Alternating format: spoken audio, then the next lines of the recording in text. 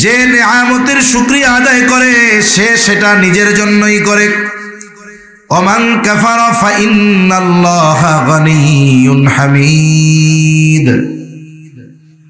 আর যে নেয়ামতের নাশকরি করে, নেয়ামতের কুফরি করে, অকৃতজ্ঞ যে, তার জেনে রাখা দরকার ইন্নাল্লাহা গানিয়্যুন হামিদ, নিশ্চয়ই আল্লাহ তাআলা হলেন অমুখাপেক্ষী সপ্রশংসিত এক মহান সত্তা। তার মানে আমরা যদি আল্লাহর কৃতজ্ঞতা প্রকাশ না করি এতে আল্লাহর কোনো লস নাই, আর যদি আল্লাহ তাআলার কৃতজ্ঞ বান্দা হই লাভ আমাদের। মূল বিষয়টা কি? যে হযরত লোকমান একজন প্রজ্ঞাবান ব্যক্তি, হযরত লোকমান একজন শুকরগুজার বান্দা। এই পরিচয় কোরআনুল কারীমে হযরত লোকমানের এই পরিচয় যিনি করিয়ে দিলেন তিনি কে? জোরে বলেন কে? আল্লাহ। হাটাজারির মুহতামিম সাহেব হুজুর দামাত বারকাতুহুমুল আলিয়া যদি এক ব্যক্তির পরিচয় করায় দেওয়ার কারণে তার কথা, কর্ম, ব্যক্তিত্বের মূল্যায়ন যদি আমাদের কাছে হয়ে যায়, যার পরিচয় স্বয়ং করিয়ে দিয়েছেন আহকামুল হাকিমিন, তাহলে সেই ব্যক্তির কথা, সেই ব্যক্তির কর্ম বা ওই ব্যক্তির ব্যক্তিত্ব সম্পর্কে আমাদের কতটুকু চিন্তা ভাবনা করা দরকার আশা করি আপনারা কম বেশি বুঝতে পারছেন ইনশাআল্লাহ। কিন্তু ইসলাম কত সুন্দর, ১৫০০ বছর আগে এত সুন্দর ফর্মুলা দিয়ে রাখছে, ওইগুলো থেকেই একটু গবেষণা করে আধুনিক বিশ্বের মানুষগুলো সন্তান লালন পালনের পদ্ধতি আবিষ্কার করতেছে।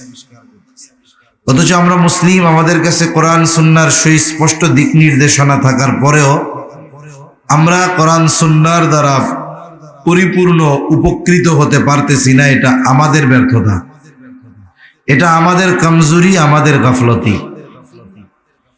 তো যাই হোক, সূরা লোকমান, আল্লাহ তাআলা হযরত লোকমানের তার সন্তানদেরকে করা কিছু উপদেশ এই আয়াতগুলোর মধ্যে বর্ণনা করেছেন। হযরত লোকমান নবী ছিলেন না, একজন প্রজ্ঞাবান ব্যক্তি ছিলেন। ওনার সময়কাল ছিল দাউদ আলাইহিস সালামের আগে। দাউদ আলাইহিস সালাম নবুয়ত পাওয়ার আগ পর্যন্ত উনি মানুষের মধ্যে মাসলা মাসাইল বর্ণনা করতেন। যত বড় হিকমতওয়ালা আর বুজুর্গ বা বড় আলেম থাকুক না কেন, যখন আল্লাহ তাআলা ওই এলাকায় কোনো নবী প্রেরণ করেন, শরীয়তের সকল সিদ্ধান্ত দেওয়ার ক্ষমতা আল্লাহ তাআলা তখন ওই নবীকেই প্রদান করে থাকেন। এজন্য দাউদ আলাইহিস সালামের নবুয়ত প্রাপ্তির পর হযরত লোকমান আর মানুষের মধ্যে মাসলা মাসাইল বর্ণনা করতেন না। এর আগে তিনি মানুষের মধ্যে ওয়াজ করতেন, মাসলা মাসাইল এগুলো বর্ণনা করতেন। তা হযরত লোকমান তার সন্তানকে কিছু বিষয়ের উপদেশ দিয়েছে। আল্লাহ তাআলার কাছে এই উপদেশগুলা খুব ভালো লাগছে। আল্লাহ সুবহানাহু ওয়া তাআলা এরপরে এই উপদেশগুলো জবুরের মধ্যে নাজিল করেন নাই, তাওরাতেও দেন নাই, ইনজিলেও দেন নাই। হযরত লোকমানের ওই সন্তানকে করা উপদেশগুলো আল্লাহ তাআলা উম্মতে মুহাম্মাদির জন্য কোরআনুল কারীমের মধ্যে দিয়েছেন। সুবহানাল্লাহ।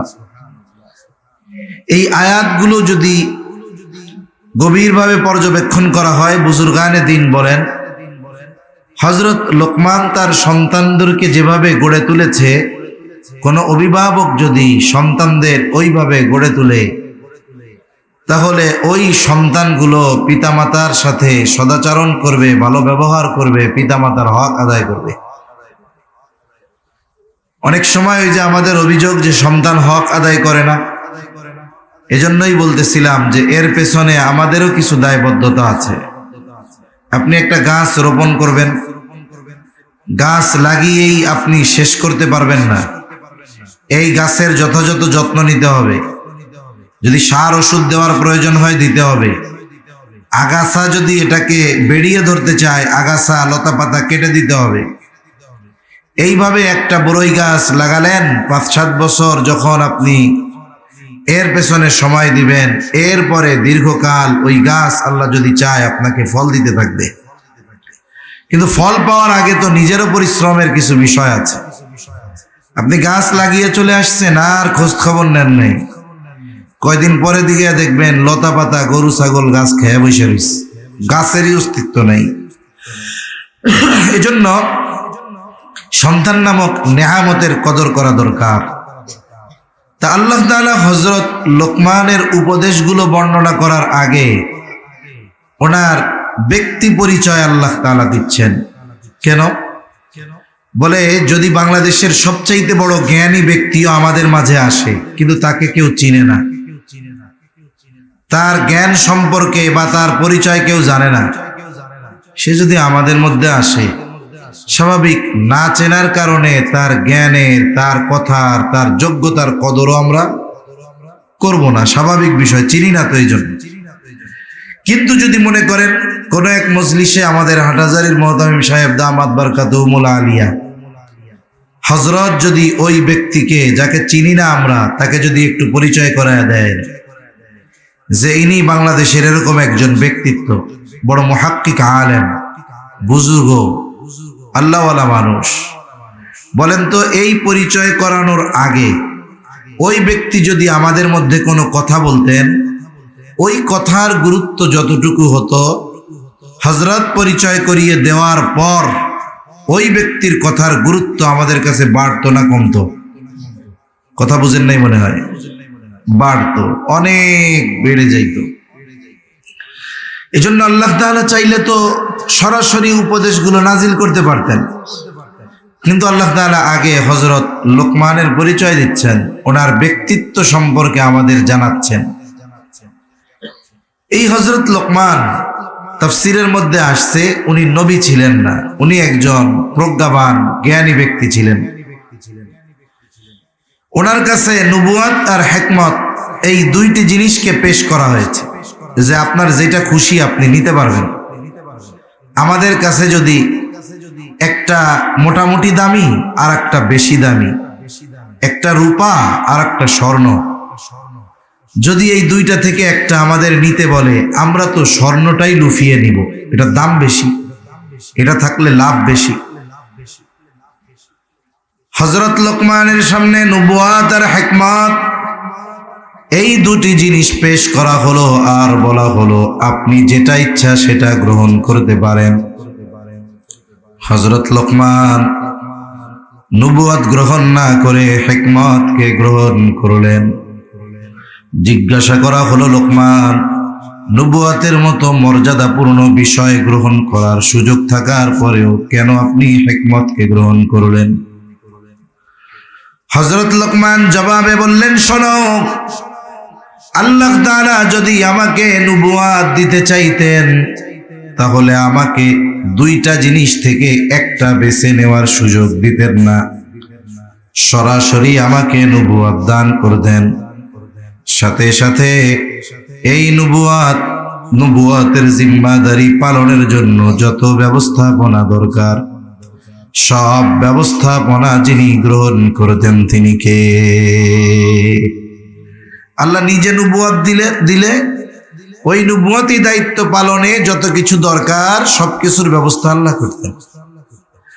আর যদি আমি নিজের থেকে নবুয়তের জিম্মাদারি নিতাম তাহলে নবুয়তির জিম্মাদারি পালনে যদি কোনো ত্রুটি বিচ্যুতি হয়ে যাইত তাহলে আল্লাহ তাআলার সামনে আমাকে জবাবদিহিতার কাঠগড়ায় দাঁড়ানো লাগতো। কেন? বলে কোন জিনিসের দায়িত্ব নিজে চেয়ে নেওয়া আর কারো উপরে চাপায়া দেওয়া দুইটা জিনিস এক নয়। একজন যদি চেয়ে কোনো দায়িত্ব নেয়, মনে করেন আপনাদের কোনো বিষয়ের দায়িত্ব আমি যদি চাইয়া নেই যে দায়িত্বটা আমাকে দেন, এখন আপনারা তো আমার দায়িত্ব দিচ্ছেন কিন্তু এই দায়িত্ব পালনে আমি ফেল, তখন সবাই মিলে কি করবে? সবাই মিলে বলবে, আরে মিয়া পারেন না কাম কাজ করতে, আবার চাইয়া চাইয়া দায়িত্ব নেই। খোসা মারা কথা বলবে কি বলবে না? কিন্তু আপনারা সবাই মিলে যদি কোনো দায়িত্ব আমার উপরে জোর করে চাপায় দেন, আর আমি যদি বলি না না আমি নিব না, আপনারা দায়িত্ব চাপাই দিয়া বললেন, আরে আপনি দায়িত্ব নেন, আমরা তো আছি, এখন মনে করেন ওই দায়িত্ব পালনে আমি ব্যর্থ হইলাম, আপনারা কিছু বলার আগে আমি উল্টা জোর গলায় বলবো, দায়িত্ব দিছেন কেন? নিতে চাইছিলাম। তাহলে চেয়ে যদি দায়িত্ব নেওয়া হয় এক হিসাব, আর যদি দায়িত্ব দেওয়া হয় আর এক হিসাব। হযরত লোকমান বলতেছে, আল্লাহ যদি নবুয়ত আমাকে সরাসরি দিতেন তাইলে তো নবুয়তের এই জিম্মাদারি পালনের যত ব্যবস্থাপনা সব তিনি গ্রহণ করতেন। যেমন রাসূলুল্লাহ সাল্লাল্লাহু আলাইহি ওয়াসাল্লামের কাছে যখন প্রথম দিকে ওহী নাজিল হইতো, আমার আপনার নবী নবুয়ত চাইয়া নিছেন না আল্লাহ দিছেন? বোঝানোর জন্য বলতেছি আর কি, যতজন নবী সবাইরে আল্লাহ নবুয়ত দিছে, কেউ চাইয়া নেয় নাই। কিন্তু এরপরেও একটা জিনিস বোঝানোর জন্য বলছি, নবীজি সাল্লাল্লাহু আলাইহি ওয়াসাল্লাম প্রথম দিকে যখন ওহী নাজিল হতো, জিবরাইল আলাইহিস সালাতু ওয়াস সালাম বারবার যখন ওহী নিয়ে আসতেন, জিবরাইল আলাইহিস সালাম ওহী পাঠ করে শুনাইতেন, আর নবীজি সাথে সাথে জবান আওড়ানো শুরু করতেন, মানে শুনতেন সাথে সাথে তিনি পড়তেন। কেন? যাতে করে ওনার পড়াটাও ঠিক হয়ে যায়, আবার কোনো কিছু যেন ছুটে না যায়। এই চিন্তায় চিন্তিত আমার আপনার নবী, আল্লাহ রাব্বুল আলামিন এই অবস্থা তো জানেন, কারণ তিনি অন্তরের খবরও জানেন।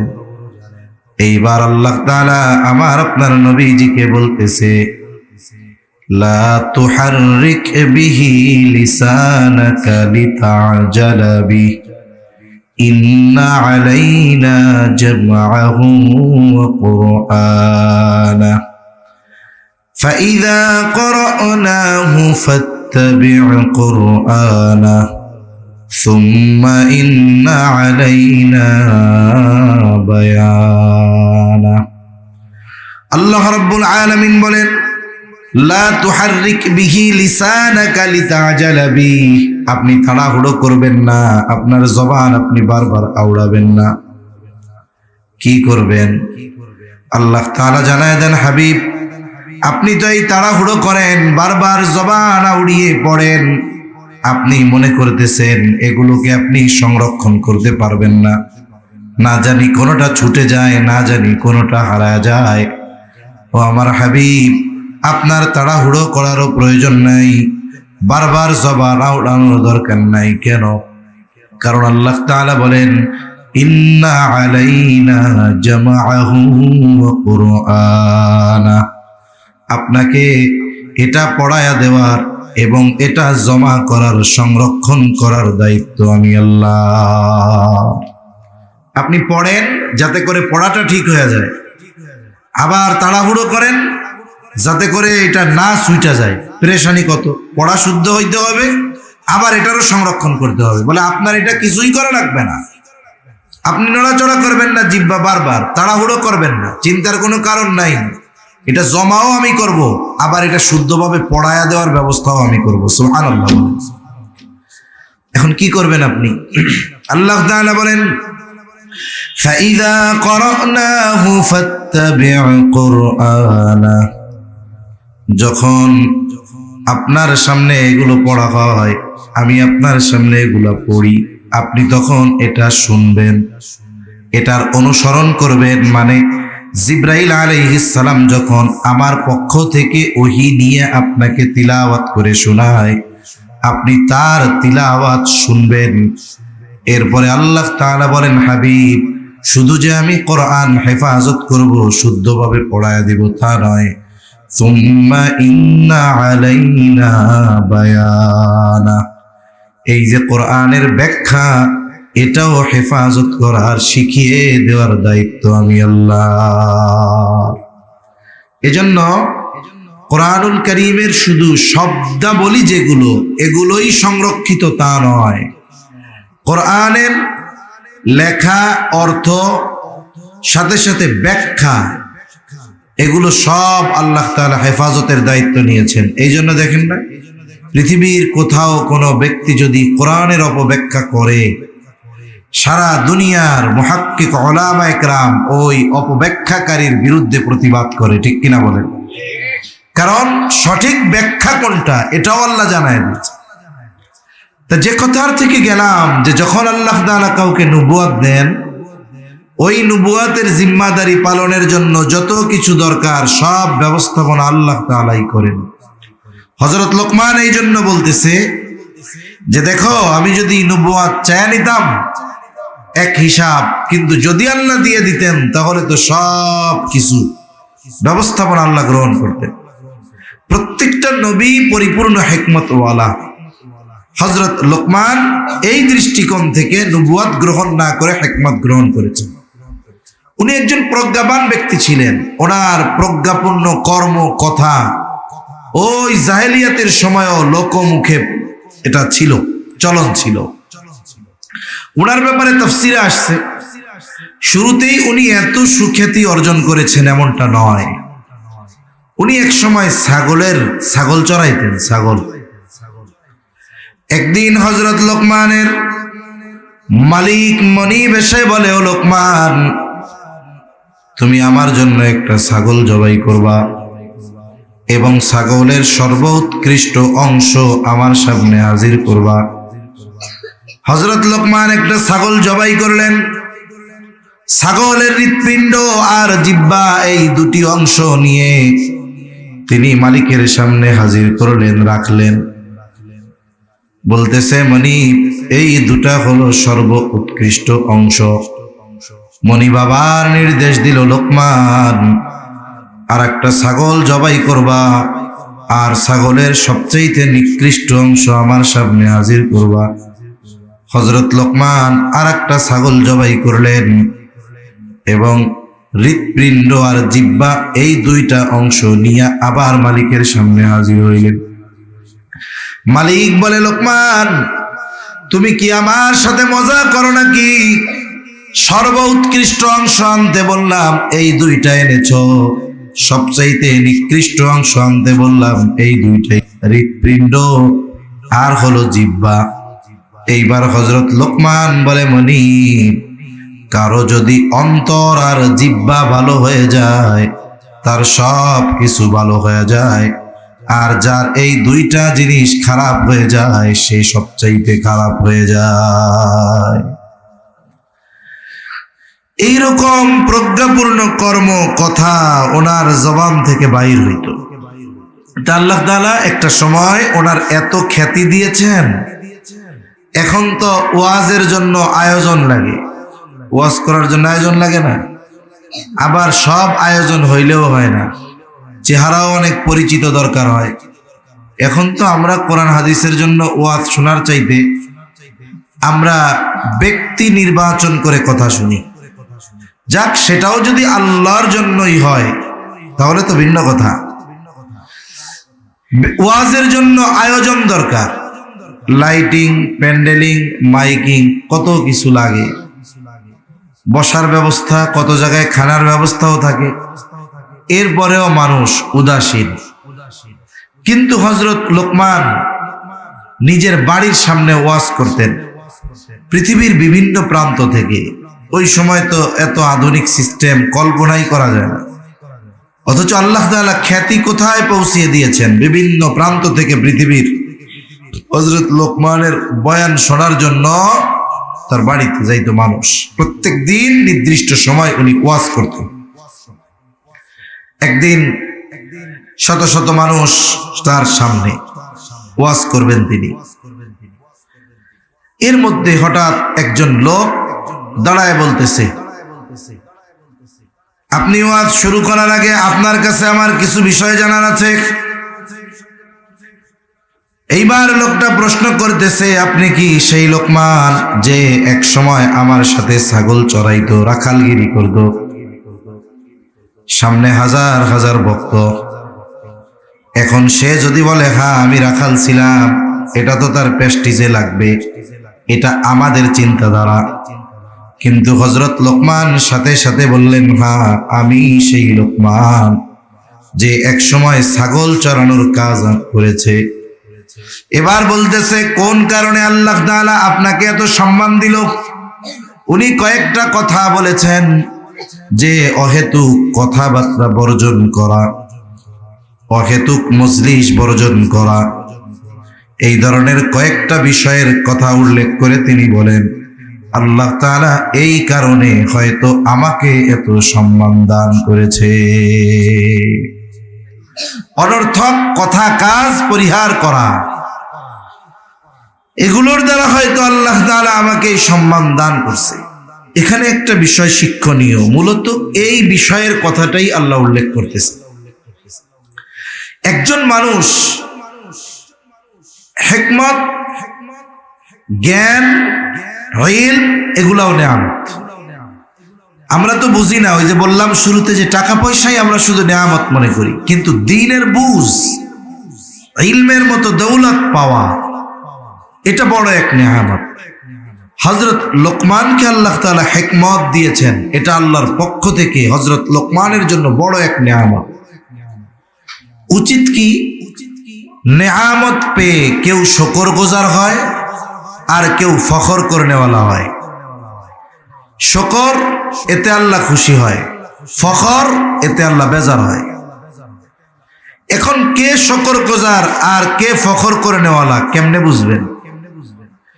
একজন মানুষ যখন ইলম অর্জন করে, ইলম অর্জনের সাথে সাথে যদি তার বিনয় বাড়ে, আর কি নমনীয়তা আরো বাড়ে, বুঝতে হবে আল্লাহর বান্দা শুকরগুজার। কারণ এক গাছে যত ফল ধরে গাছ তত বিনয়ী হয়। আর অহংকারীকে বলে ওইটা পাইছে ঠিক, কিন্তু এটা তাকে বিনয়ী বানায় নাই, বরং তার অহংকারী বানায়। এখন সে কি করে, দূর বেড়া, ও কি পারে ওরছে, আমি আরো ভালো পারি। আবার অনেক সময় কি হয় যে তার অতীত যদি কষ্টার্জিত হয় বা কষ্টকর সময় অতিবাহিত সে যদি করে আসে, অনেক সময় অনেক মানুষ আছে সে তার কষ্টের অতীতকে অস্বীকার করতে চায়, বর্তমানে ভালো, অতীতকে অস্বীকার করে। এটা খুব খারাপ বিষয়। যেমন বনি ইসরাইলের 3 জন রোগীর ঘটনা আছে না, আল্লাহ তাআলা পরীক্ষা নিতে চাইছে। একজনের কি ছিল, চামড়ায় কুষ্ঠ রোগ, আর একজন ছিল টাকলু, আর একজন চোখে দেখে না। আল্লাহ তাআলা তাদের পরীক্ষা নিতে চাইছে। এখন যে কুষ্ঠরোগী, ওর কাছে ফেরেশতা আসছে মানুষের বেশ ধরে, আইসা ওর দুঃখের কথা শুনতেছে। তা বলতেছে কি চাও? বলে আল্লাহ যদি আমার চামড়াটা সুন্দর করে দিত, মানুষ আমার কাছে আসে না, আমার সাথে কথা বলে না, ঘৃণা করে, তাহলে আমার কতই না ভালো হইতো। এইবার ফেরেশতা আল্লাহর কাছে দোয়া করছে, ভালো হয়ে গেছে। সাথে সাথে বলতেছে একটা গর্ভবতী উট দিয়ে, যে ধরো এটা দিয়ে তুমি তোমার জীবিকা নির্বাহ করো। এরপরে গেছে টাকলুর কাছে, অনেক আগে পড়ছি তো, ওরে দেয় বলতেছে কি দুঃখ তোমার? বলে দা আমার চুল টুল গজায় না, মানুষ আমারে ঘৃণা করে। আল্লাহর রহমতে হাত বুলায় দিছে, তার মাথায় চুল গজাইছে। একটা গাভী দিয়া বলতেছে ধরো এটা দিয়ে তুমি তোমার জীবিকা নির্বাহ করো। অন্ধের কাছে গেছে, সে দুঃখের কথা শুনছে, চোখেই যে দেখে না। তারপরে দোয়া করছে, চোখ ভালো হয়ে গেছে। এবার তার একটা ছাগল দিছে, এটা দিয়ে জীবিকা নির্বাহ। দীর্ঘদিন পর এখন সকলেই এস্টাবলিশড, গরু উটওয়ালা সেও কোটিপতি হয়ে গেছে, গরুওয়ালা কোটিপতি হয়ে গেছে, এখন তারা সাহেব হয়ে গেছে, মানুষ তাদের সম্মান করে। ছাগলওয়ালারও অনেক ছাগল হয়ে গেছে। আল্লাহ তাআলা আবার পরীক্ষার জন্য পাঠাইছেন। ফেরেশতা মানুষের বেশ ধরে আইসা কইতেছে, ওই উট যারে দিছে তারে, ভাই আমি মুসাফির, বহু দূরে যাব, তা আমারে একটা উট দাও, যাতে আমি এটা বিক্রয় করে বা এটাতে চড়ে যাইতে পারি। না না না, উট টুট দেওয়া যাবে না। এখন কি, আরে তুমি ওই ব্যক্তি না যার কুষ্ঠরোগ ছিল, যারে কেউ চিনতো না, মানুষ তার সাথে কথা বলতো না, কিছুই ছিল না, আল্লাহ তোমার এইগুলো এক সময় দিছে। কে কইছে? আমার 14 পুরুষ ধইরা ধনী। কথা বোঝেন নাই? কে কইছে? আমার আগের 14 পুরুষ ধইরা ধনী, আমার বাপ দাদা জমিদার ছিল, আমি জমিদার বংশের পোলা, মিয়া ভাগো। চলে গেছে। যাওয়ার সময় বলে, তুমি যদি মিথ্যা বলে থাকো, আল্লাহ যেন তোমার আগের অবস্থায় ফিরাইয়া দেয়। এইবার পরের জনের কাছে গেছে, এইটারও একই আচরণ। ও বলে, দে দূর মিয়া, আমি কি এই গরুর মালিক আজকে থেকে নাকি? আমার 14 পুরুষ দুইরা ধনী মিয়া, আমি জমিদারের পোলা। কি কয় আমি টাকলা ছিলাম, কি ছিলাম? তুমি যদি মিথ্যা বলো, আল্লাহ যেন তোমার আগের অবস্থায় ফিরাইয়া দেয়। এই দুইজনরে তো আল্লাহ আগের অবস্থায় ফিরাইয়া দিছে। এইবার গেছে অন্ধের কাছে। অন্ধর কাছে যে অন্ধ ছিল, যাইয়া চাওয়া মাত্রই কয় একটা কেন, যে কয়টা লাগে ওই কয়টা নাও। আরে আমার কিছুই ছিল না, আমার আল্লাহ আমাকে দিয়েছে। তুমি মুসাফির, তোমার যতগুলো লাগে তুমি নিয়ে যাও। কয় না, একটাও লাগবে না। আল্লাহ তোমাদের 3 জনকে পরীক্ষা করার জন্য আমাকে পাঠাইছিল। ওরা 2 জন ফেল, ওরা আগের অবস্থায় গেছে গা। তোমার আচরণে আল্লাহ খুশি, আল্লাহ তোমারে আরো বরকত দিবে। এখানে কি শিক্ষণীয় বিষয় হলো? আগের 2 জন তাদের ওই অতীতকে অস্বীকার করেছে, আর এইজন তার অতীত অস্বীকার করে নাই, অতীতকে স্বীকার করে আল্লাহর কৃতজ্ঞতা প্রকাশ করেছে। বলেছে কিছুই ছিল না, আমার সব আল্লাহ দিয়েছে। এজন্য সমাজে অনেক মানুষ আছে এক সময় কিছুই ছিল না, মানুষের সামনে যদি বলে আপনার তো কিছু ছিল না, এখন তো আপনি 10টা ফ্যাক্টরির মালিক। কে কইছে? আমার দাদার আমলের থেকে আমরা ধনী। এরকম বলার লোক আছে না নাই? অতীত মনে করায় দিবেন, ও আপনার উপরে গরম হয়ে যাবে। ধর্মিয়া চুপ করো, বাপ দাদার থেকে ধনী আমরা। এরা না শকর গুজার। তাহলে হযরত লোকমানের যেই আচরণ ছিল ওই ব্যক্তির প্রশ্নের পরে, বলেন তো এটা কি শকর গুজার বান্দার আচরণ নয় কি? শকর গুজার বান্দার আচরণ।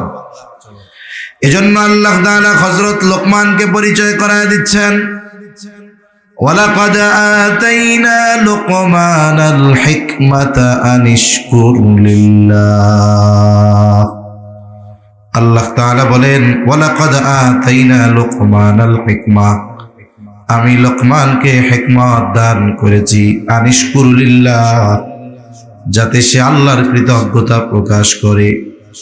মুফাসসিরিন ইকরাম বুজুর্গানে দিন বলেন, এখানে মূলত আল্লাহ তাআলা বলতে চায় লোকমান হলো এমন একজন প্রজ্ঞাবান ব্যক্তি যে তার জ্ঞানের কারণে, ইলমের কারণে অহংকার করে নাই, বরং সে আমার শুকরগুজার বান্দাদের মধ্যে একজন।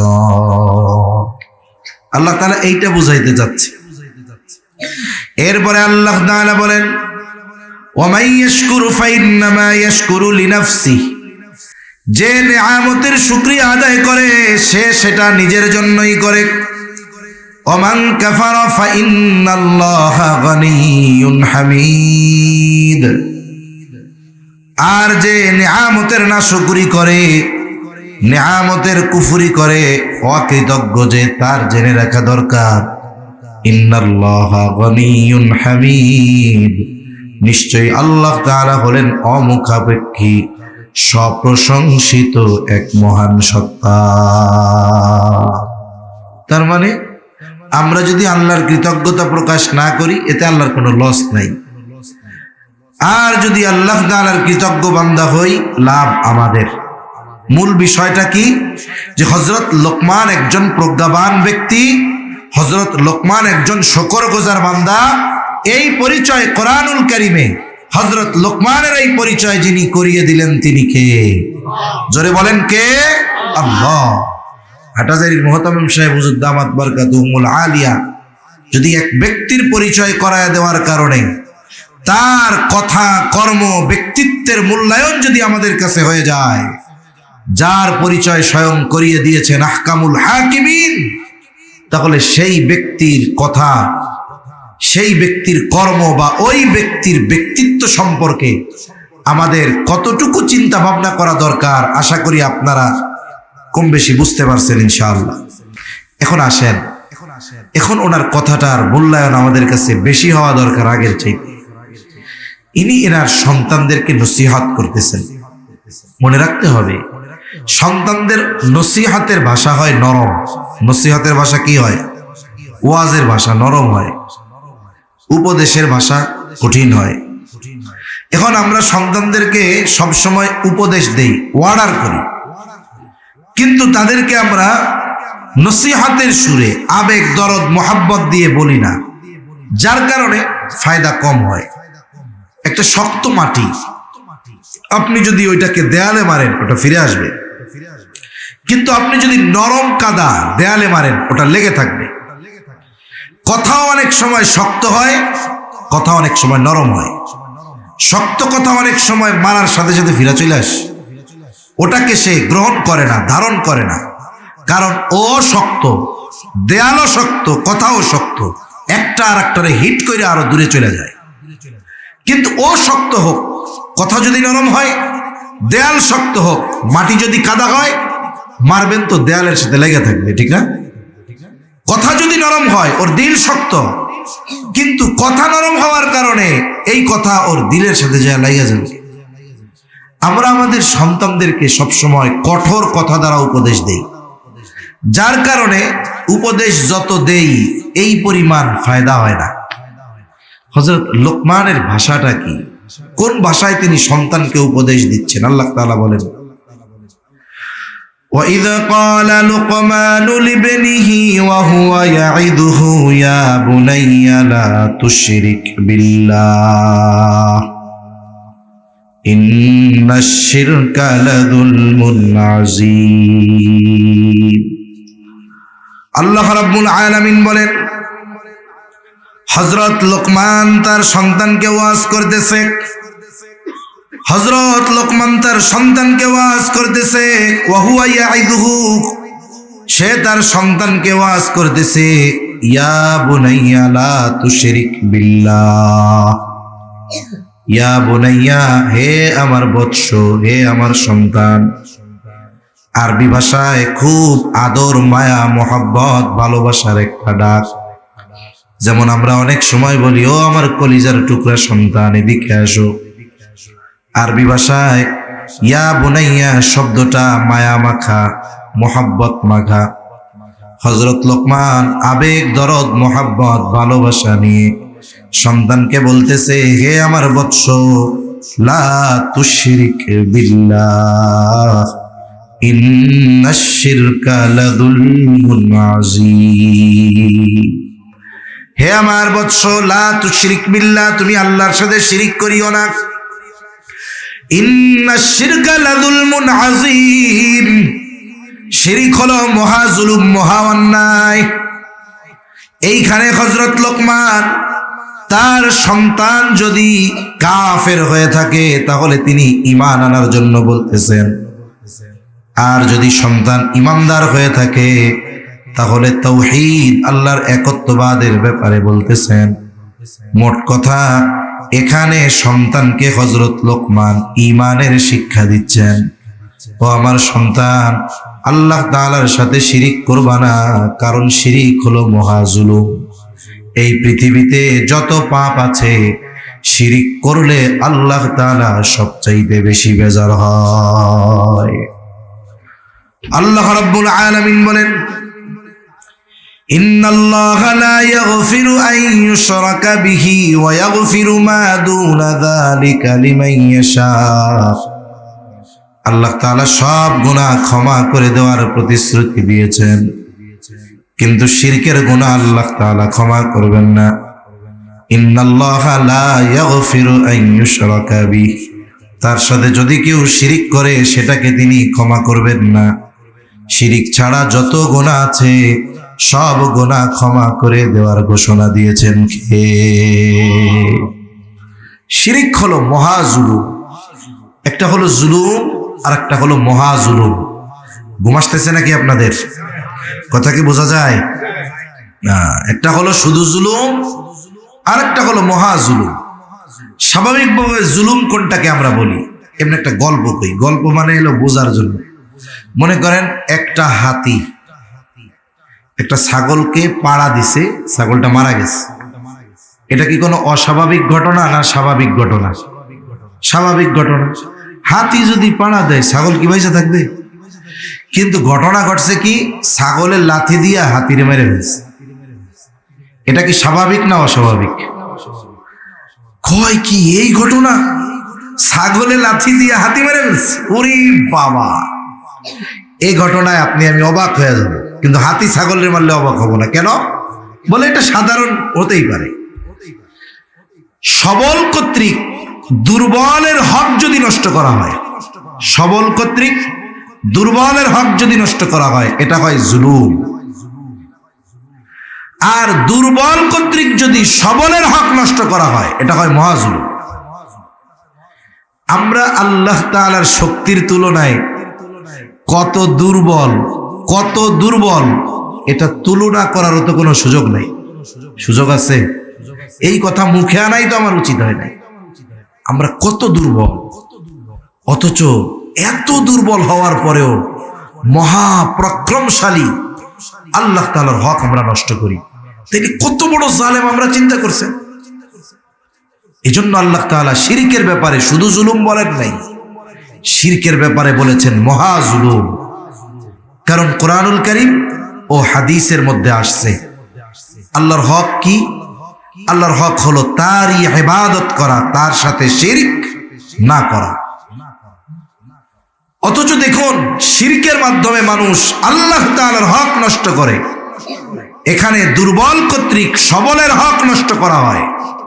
সবচাইতে দুর্বল, সবচাইতে সবলের হক নষ্ট করে, এর চাইতে মহা জুলুম, বড় জুলুম আর কোনো কিছু হতে পারে না। এজন্য যারা শিরকের সাথে জড়িত একটু চিন্তা করেন, এরা কোন মানের পাপ করতেছে। একে তো পরে করে পাপ, ওইটারে আবার সওয়াব মনে করে, ওইটারে আবার ইবাদত মনে করে। যারা এই ধরনের কাজ করে ওইটারে ইবাদত মনে করে, ওদেরকে বেদাতি বলার সুযোগ নাই, ওদের তো ইমানই নাই।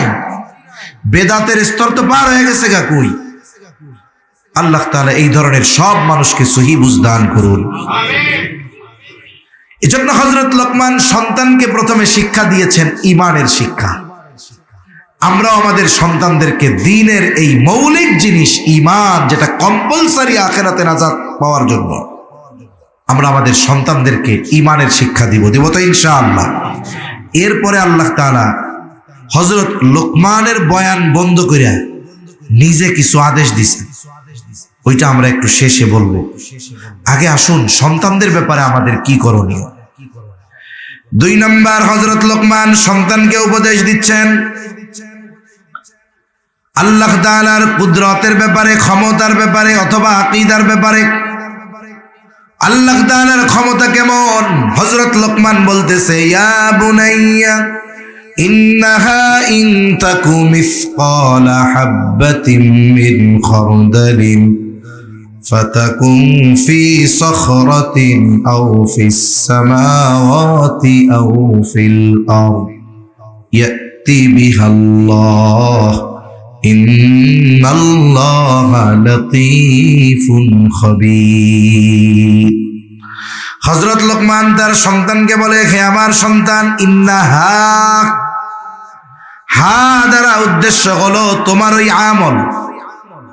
মুফাসসিরিনে কেরাম বলেন, হতে পারে আমলটা ভালো, হতে পারে আমলটা মন্দ। আমলটা ভালো হোক আর মন্দ হোক, তোমার ওই আমলটা ইন তাকু মিসকালা হাববাতিন মিন খারদাল, যে আমলটা তুমি করেছো আর আমলটার পরিমাণ হলো সরিষা দানার মতো, তাহলে তোমার ওই আমলটা, যেই আমলটা সরিষা দানা পরিমাণ হোক, তা ভালো বা মন্দ, এই আমলটা তুমি কোথায় করছো? বলে ফাতাকুন ফি সখরা, যদি পাথরের মধ্যেও করে থাকো, আও ফিস সামাওয়াত, আসমানেও যদি করে থাকো, আও ফিল আরদ, জমিনেও যদি করে থাকো, আসমানে করো, জমিনে করো, আর পাথরের মাঝে করো, সরিষা দানা ওই আমলটা কিয়ামতের দিন যিনি হাজির করবেন তিনি কে?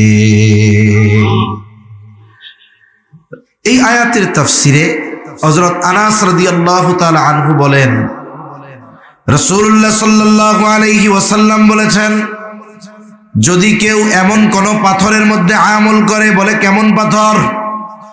বলে যেই পাথরের দরজাও নাই, জানালাও নাই, পাথরের ভেতরে যাওয়ার ব্যবস্থা যদি না থাকে, বাইর হবে কেমনে?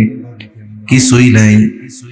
এই অসম্ভবকে সম্ভব করেও যদি কোনো ব্যক্তি ওই পাথরের মধ্যে আমল করে, বলে তার ওই আমলটা যদি সরিষা দানা পরিমাণ হয়, ওই আমলটা সরিষা দানা পরিমাণ নয়, বরং তার চাইতেও যদি ক্ষুদ্র হয়, কিয়ামতের দিন শুধু ওই আমল না, ওই আমল করনেওয়ালাকে তার আমল সহ হাজির করবেন কে?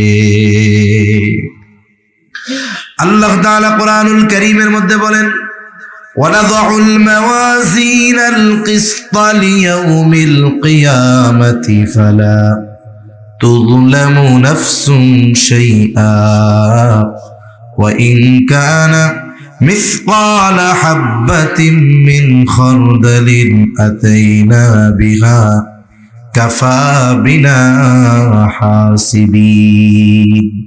আল্লাহ তাআলা বলেন, আমি কিয়ামতের দিন ন্যায় বিচারের আদালত প্রতিষ্ঠা করব।